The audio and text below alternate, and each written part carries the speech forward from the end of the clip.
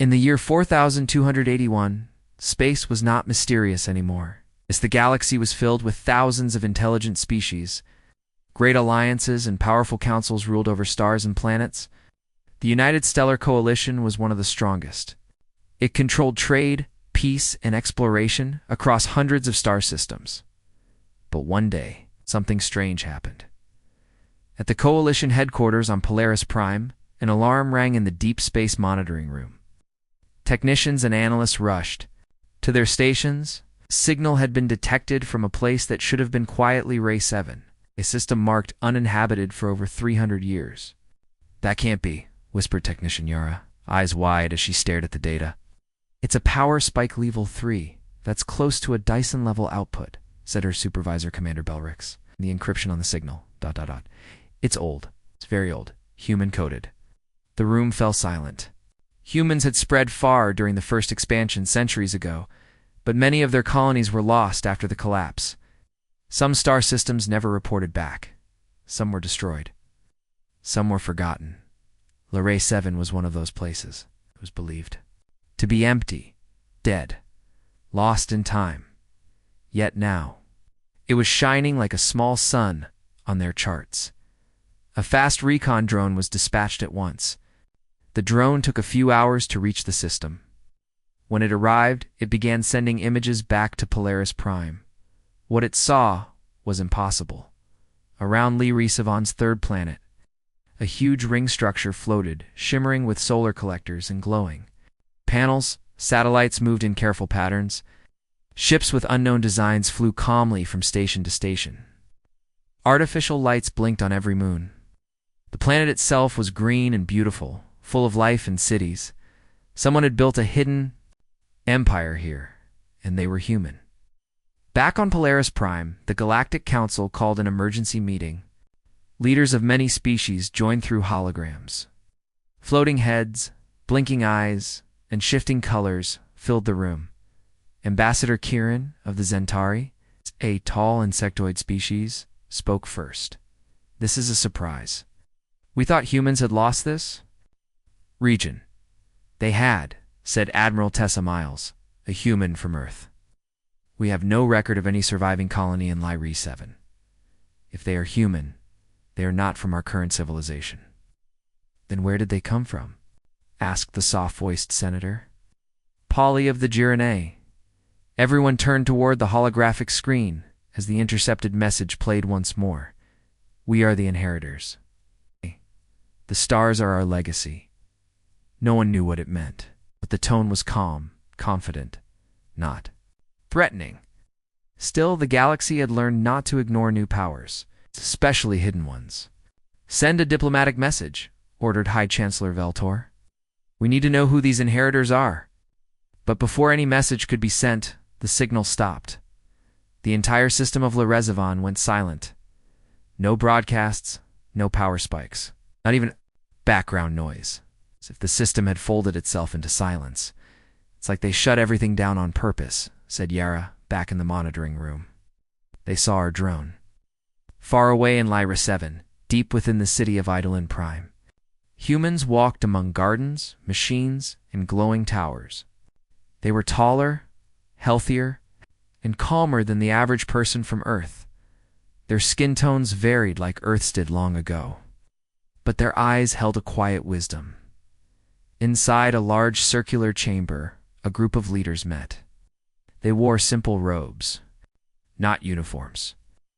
They stood around a glowing table that showed the stars. "The galaxy knows we are here now," said Kalen Voss, one of the lead envoys. "It was time," replied Mira Ellen, a science director. "We've watched them for years. The Coalition planned to harvest our sun's energy. We had to speak." "Did more than speak," said Kalen, smiling slightly. "We gave them a gift, a mystery." A younger council member looked nervous. "Won't they be afraid of us?" "Perhaps," Mira said. "But fear can turn into curiosity, and curiosity can lead to peace or danger." They all looked up at the ceiling where a soft light represented the Coalition fleet. "We won't hide anymore," Kalen said. "But we won't fight unless forced. We'll show them what humanity has become," the council agreed.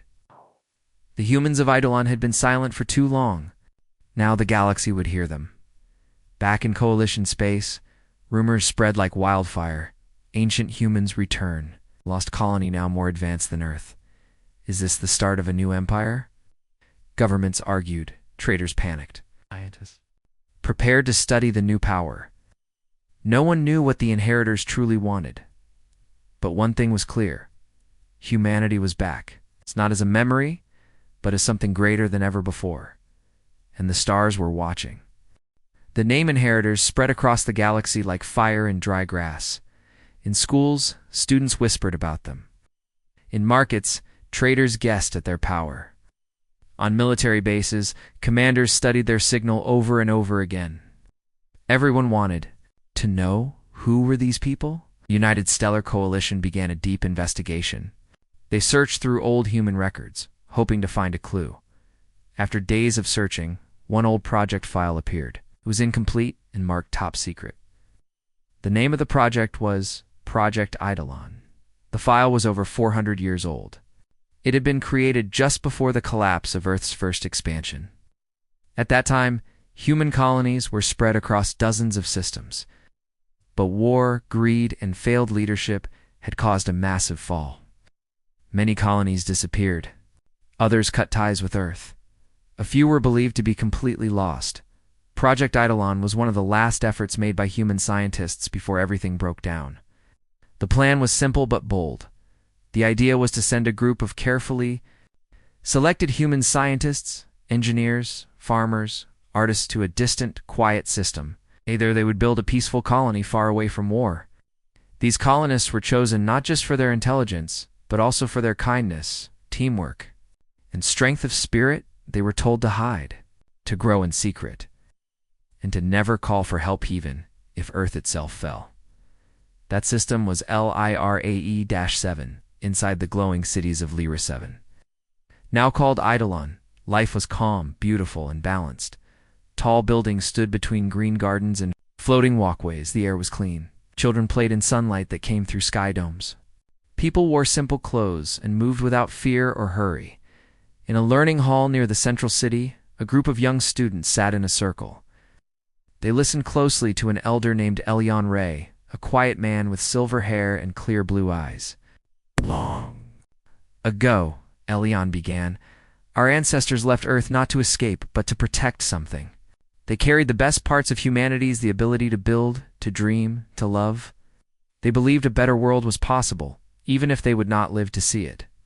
The children listened with wonder. Most had never seen Earth. Some had only seen it in pictures. But why did we hide for so long? Asked a girl with curious eyes. Elion smiled. 'Cause the galaxy was not ready, and neither were we. We needed to grow. Sure. We needed to understand peace before we could share it. In the central Tower of Eidolon, the leaders of the colony, called the Harmonic Accord, met again. They stood around a round table, watching soft light patterns that showed movements in the nearby star systems. Kalen Voss. The colony's voice to the outside world was calm but serious. The coalition will try to contact us again, he said. Some may come in peace. Others may not. We must be ready. Mira Ellen, the chief of scientific studies, nodded. We have developed faster-than-light communication, clean energy, and medical systems that heal without pain. But we will not offer these as bribes. We offer knowledge, Kalen agreed, not control. The youngest member of the council, Juno Irel, looked worried. And if they fear us, if they think we're a threat? Kalen looked thoughtful. Then we show them who we really are, not with weapons, but with wisdom. Meanwhile, back in Coalition space, many species watched Eidolon with growing concern. In a grand hall on Tyrus' station, leaders of the Galactic Council met once more. They have technology beyond our understanding, said Admiral Rill of the Voltari race. They stayed hidden for 4 centuries. We must not assume they are harmless. But they have not attacked anyone, said Senator Kari, a gentle being from the Olan species. Their message was peaceful. Maybe they only want to live in peace. High Chancellor Veltor looked at the screen that showed Larisavan. Peaceful or not, power like this shifts the balance. We must learn more. In secret, a few factions within the coalition began to plan missions. Small spy probes were prepared. Some ships were sent to nearby systems. None entered Lyra 7 yet, but the tension was rising. Back in Idle, Kalen Voss stood on a balcony looking at the stars. Knew the galaxy was watching. He knew fear would come. But he also believed something greater was possible. He pressed a button on a small device. A message began to spread across the stars. It was short, simple, honest. We are the inheritors. Come not to rule, but to remember. The stars are not to be conquered. They are to be understood. If you come in peace, you are welcome. The message echoed in every corner of the galaxy. Some laughed. Some were afraid, but many quietly, hopefully began to listen. The stars were still glowing softly in the night sky, but peace across the galaxy was beginning to shake. The message from the inheritors had reached every corner of known space. It was not loud, not angry, and not proud. It was simply honest. And yet, its words had the power to change everything. We are the inheritors. We come not to rule, but to remember. The stars are not to be conquered. They are to be understood. If you come in peace, you are welcome. Many leaders did not know what to make of it. In the grand chamber of the Galactic Council, located on the shining space station Harmonia Ring, over 50 different species had gathered. Representatives filled the tall, glowing room with their voices, colors, and light. The air was heavy with questions. What if they are hiding something? Asked Rovak, the leader of the Warhand traders, a short but loud species known for their powerful cargo fleets. No colony can grow that strong without help. They built alone, replied Senator Kari from the peaceful Alone people. They said they hid. And maybe that is true. Not all strength is gained through war. Admiral Tessa Miles, the human representative from Earth, stood quietly. She had been watching the reports closely. Their technology is more advanced than anything Earth currently has, but I don't believe they are a threat, lest we treat them like one. A large insect-like alien, Ambassador Kieran of the Zentari, clicked his mandibles softly. Still, they must be questioned. No one should hold that much power without being known. We request a formal inspection. The vote was clear. The Galactic Council would send an envoy team to request a meeting with the inheritors. But some did not wait for the Council's decision. In quiet corners of space, a few powerful groups began secret plans. They feared what the inheritors could become. What if other lost human colonies appeared? What if the inheritors shared their technology with weaker worlds? It could break the balance of power. They began to prepare surveillance probes in quiet missions near Laresivan. They wanted to learn more without asking. In the Laresivan system, life continued as normal in the beautiful city of Idle Prime. But the leaders of the inheritors knew the outside galaxy was moving quickly. Inside a meeting room shaped like a circle, the harmonica chord gathered once again. Kalen Voss, the colony's envoy, stood at the center. The Galactic Council wants to meet. They will send a team. We will welcome them, said Myra Ellen, the science director. But they may be looking for weakness. They fear what they do not understand, said Elion Ray, one of the eldest thinkers. And we are different. To them, our peace might look like a trick. Kalen nodded. Then we must show them it is not. We do not rise with weapons. We rise with knowledge, with healing, with hope. The others agreed. The inheritors had waited for the right moment, and that moment had come. A week later, a peaceful ship arrived at the edge of Laresivan. It carried 5 members from the Galactic Council. They were carefully chosen, one from each of the main alliances. The ship was small, unarmed, and respectful. It was greeted by 2 light cruisers from Eidolon. But these were not like normal ships. They were smooth, glowing, and shaped like silver feathers. No weapons were visible. Instead of hailing with demands, the voice of Kalen Voss appeared in the visitors' minds through calm, telepathic waves.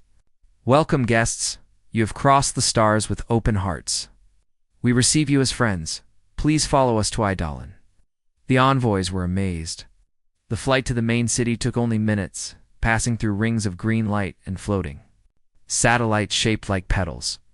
Finally, they arrived at a city more beautiful than any they had seen.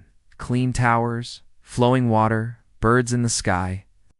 Children laughed in floating parks. Nothing looked like a military base or a power-hungry capital. Inside the meeting hall, Kalen Voss stood beside Mira Ellen. "We will answer your questions.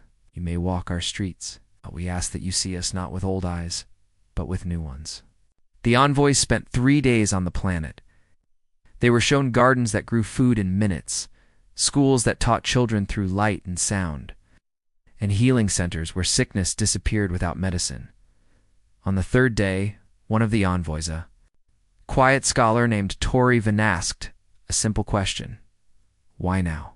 Come out of hiding after all this time." Kalon smiled gently. "Because we saw others coming to take this system. Not in anger, but with machines that would break the balance.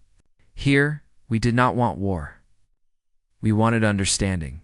Mira added, "We do not wish to lead the galaxy. We wish to remind it." The envoy team returned home, filled with wonder and hope. They carried no secrets, no stolen data, only stories, and the galaxy listened. Some believed, some still feared, but many began to wonder, what if the inheritors were not a danger, but a second chance? The official visit to Idolin had ended peacefully. The envoy team returned home with kind words and beautiful stories.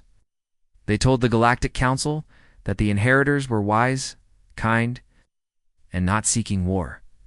But not everyone believed it in secret. Certain powerful factions within the coalition were not satisfied with stories. They didn't want peace. They wanted control. The inheritors' clean technology, fast ships, and strange energy systems were too powerful to ignore. "If we can't own it," whispered one hidden leader, "we must at least understand it better than they do." Stealth probe, small and invisible to most sensors, was sent to Lyra 7. Its mission was to gather deep data, energy readings, internal structure maps, and information on their main computers.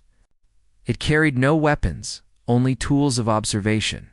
The probe quietly entered the system. It stayed in the shadows of distant moons, slowly creeping closer to the shining planet of Eolin. At first, it was not noticed. On Idolin, daily life continued in peace. The skies were clear, the rivers full, and people walked the shining streets without fear. But inside the observatory tower, something unusual had been found. A young data analyst named Liren noticed a slight distortion in one of the outer sensor grids. "It's like something moved across the moons," she told her mentor. "Director Nemos could be a small meteor," Nemos said, "or a shadow from one of the satellites." But Liren looked again, carefully. "No, it's not natural. It's hiding." Nemos paused, sent a soft ping. A harmonic pulse, something only artificial systems would respond to.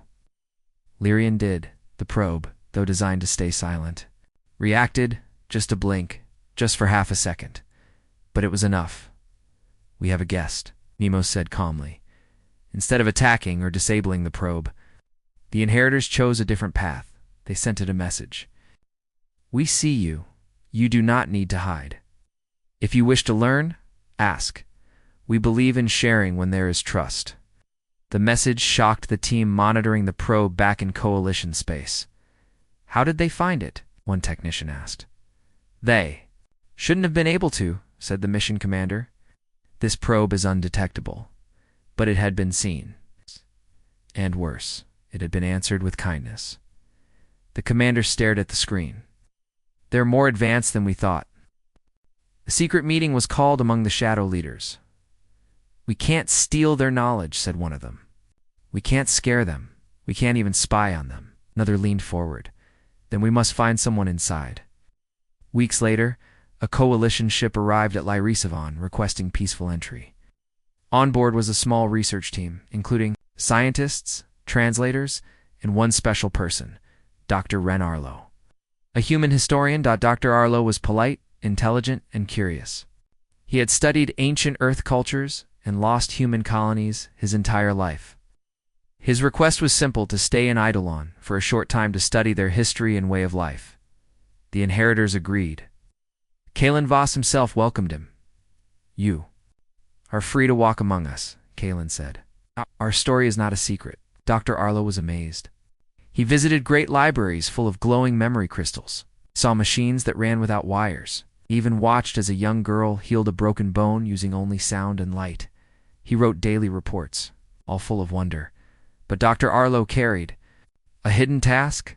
Unknown to the inheritors, a tiny device was placed inside his personal bag. It scanned energy fields and tried to unlock patterns in their systems. Every evening, it sent encrypted data back to the Coalition through a hidden signal, or so they thought. On the 10th day, as the sun set over the green hills of Idolin, Dr. Arlo received a message on his wrist communicator. The screen showed a soft blue light and the words, "You are not alone." Startled, he looked around, but no one was near. The device blinked again. "We know why you came. You are welcome. As a guest, but you chose another path." The next moment, the hidden scanner in his bag shut down. Quietly, peacefully. It simply powered off and melted into sand. No alarm was raised. No guard came running. But Arlo understood the message. The inheritors had known the truth all along. And yet they had let him stay. They had given him trust even when he had not earned it. That night, for the first time in many years, Dr. Ren Arlo could not sleep. He sat near a soft-lit fountain, thinking deeply. They could have punished him. They could have sent him away. But they didn't. They forgave him. They even gave him another chance. The next day, Arlo sent a final message back to the Coalition. They are not a threat. But we are, if we continue this path. We must change, not them. And the galaxy listened. Agreed, some didn't, but a quiet shift had begun, one that could change the future of every star. The story of the inheritors had spread across the galaxy. It was told in quiet cafes on space stations, in loud halls of governments, and even in the homes of ordinary people who looked at the stars and dreamed. Some still feared them. Some still doubted their peaceful message. But many had begun to see something different, a light in the middle of a galaxy full of competition, secrets, and cold politics. The inheritors had not taken anything by force. They had not asked to lead. But their quiet strength and wisdom had changed everything now. It was time for a decision. Inside the Galactic Council's main chamber on Harmonia Ring, the air was thick with tension. Dozens of species, from every edge of space, had gathered. Their robes shimmered, their languages danced in the air through translators, and their leaders looked serious. A large screen showed the system of Larezin glowing softly, marked Independent System, status under review. The Council had one question to answer. Should the inheritors be given full recognition as a sovereign, independent member of the galaxy? Some feared what that meant. Their technology was powerful. Their ideas were new. But others saw hope. Senator Kari, the kind-hearted representative of the Elan species, stood first. "I have walked their paths," she said gently. "I have seen no armies, only gardens. Felt no pride in their voice, only peace. If we do not welcome people like them into our circle, then what kind of galaxy are we building?" Others nodded.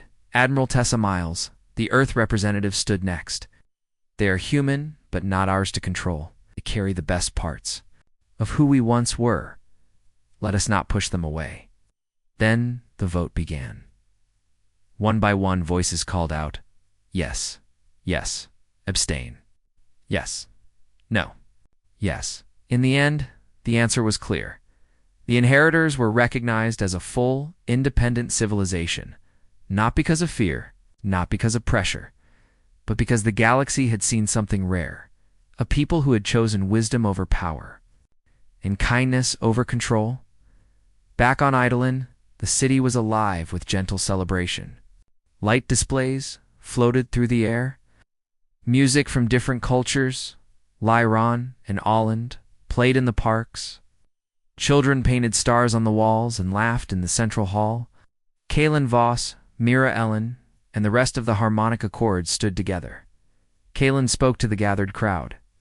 "We were never meant to remain hidden forever. We were meant to return when the time was right. That time has come." The people listened quietly. "Our task now is not to lead," he continued. "It is to help, to teach, and to listen." added, "We will share what we know, not as masters but as neighbors."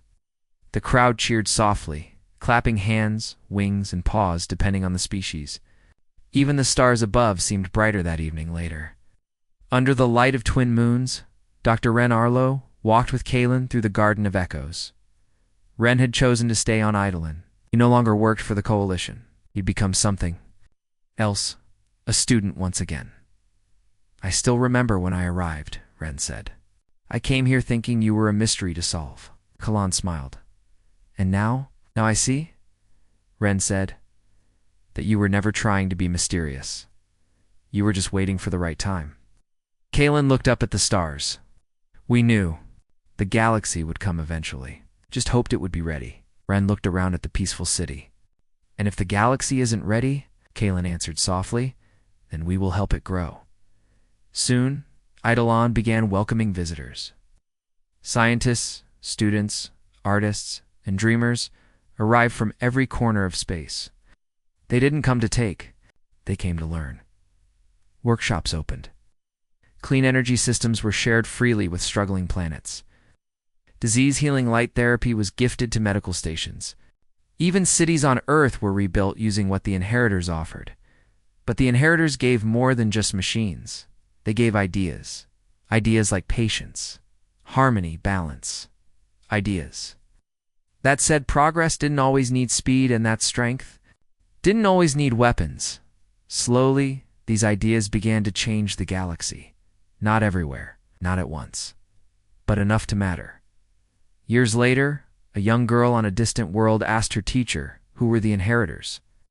The teacher smiled and replied, "They were a hidden people who remembered who we used to be. And when the time was right, they reminded us." The girl looked at the stars, eyes full of wonder. "Do you think we'll ever be like them?" The teacher nodded. "If we learn to listen on to care more than we compete, yes. Why did we?" All might be.